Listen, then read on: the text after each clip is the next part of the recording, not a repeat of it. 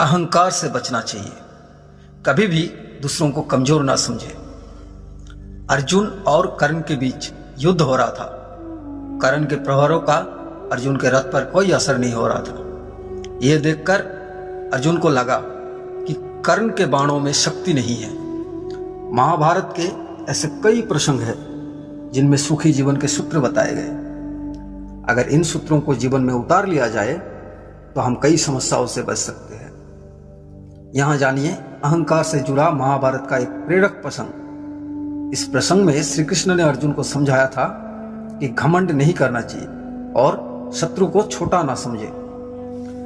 अर्जुन और कर्ण के बीच युद्ध हो रहा था। दोनों ही योद्धा पूरी शक्ति से लड़ रहे थे।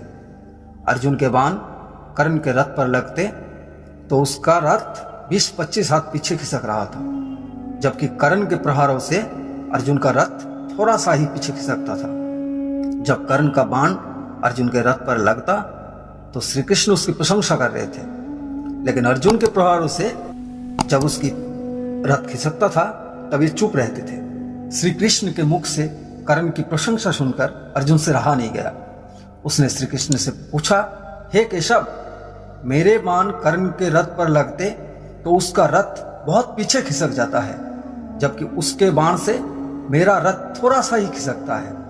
मेरे बाणों की अपेक्षा कर्ण के बाण बहुत कमजोर है, फिर भी आप उसकी प्रशंसा क्यों कर रहे हैं? श्री कृष्ण ने जवाब दिया कि तुम्हारे रथ पर मैं स्वयं बैठा हूं। ऊपर ध्वजा पर हनुमान जी विराजित है। रथ के पहियों को स्वयं शेषनाग ने पकड़ रखा है।